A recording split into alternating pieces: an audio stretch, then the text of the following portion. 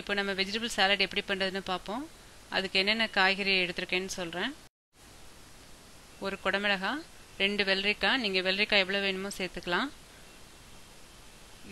முளை கட்டின பாசிப்பயிறு, ஒரு ஆப்பிள் பழம் எடுத்திருக்கேன், ஒரு கேரட்டு. இப்போது முதல்ல இதெல்லாம் கழுவி சுத்தம் பண்ணி பொடி பொடியாக கட் பண்ணி எடுத்துக்கோங்க.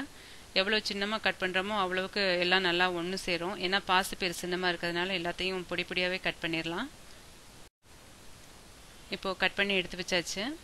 நான் ஒரு கேரட் கட் பண்ணியிருக்கேன், பாதி குடமிளகாய் தான் கட் பண்ணியிருக்கேன். பாருங்கள், இவ்வளோ பொடி பொடியாக கட் பண்ணி எடுத்துக்கோங்க. இது வந்து பாசிப்பயிறு 1/2 கப் எடுத்திருக்கேன். இங்கே ஆப்பிள் பழம் கட் பண்ணி வச்சுருக்கேன், கேரட்டு கட் பண்ணி எடுத்திருக்கேன். இப்போ இது எல்லாத்தையும் ஒரு பெரிய பாத்திரத்தில் போட்டு மிக்ஸ் பண்ணிக்கலாம்.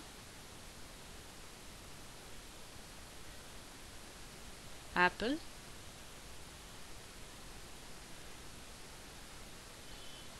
வெள்ளரிக்காய். நம்ம வந்து உப்பு போட்டு இப்பயே கிண்டி ஊற வச்சிடணும். ஒரு 1/2 மணி நேரத்துக்கு ஊற வச்சிடணும்.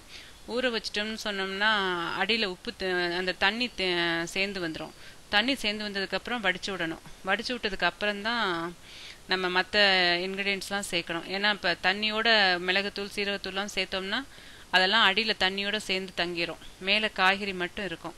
மிளகு சீரகத்தூள் வந்து காய்கறியில் ஒட்டாது. அதனால் இந்த மிளகுத்தூள் 1/2 ஸ்பூன் எடுத்திருக்கேன், சீரகத்தூள் 1/2 ஸ்பூன் எடுத்திருக்கேன், சீனி 1/2 ஸ்பூன் எடுத்திருக்கேன். அதெல்லாம் அந்த தண்ணியை வடித்து விட்டதுக்கப்புறம் சேர்ப்போம். இது வந்து எலுமிச்சம்பழம் 1 டீஸ்பூன் எடுத்திருக்கேன். இப்போ இது ஒரு 1/2 மணி நேரத்துக்கு மூடி வச்சிடலாம்.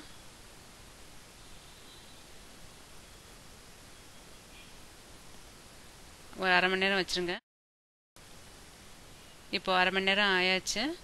இப்போது இதில் அடியில் தண்ணி தேங்கியிருக்கும். இப்போ இந்த தண்ணியை வடிச்சு விட்டு அப்புறம் மிளகு சீரகத்தூள் போடுவோம். நம்ம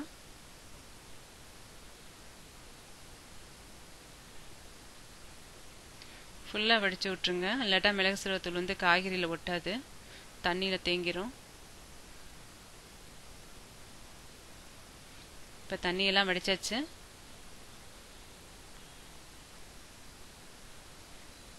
இப்போது எலுமிச்சம்பழம் சேர்க்குறேன், 1 டீஸ்பூன்.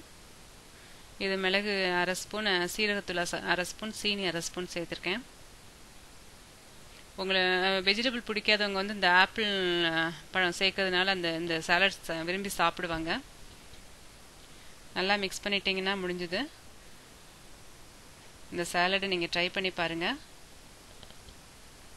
செஞ்சு பார்த்து எனக்கு உங்களோட கமெண்ட்ஸை சொல்லுங்கள்.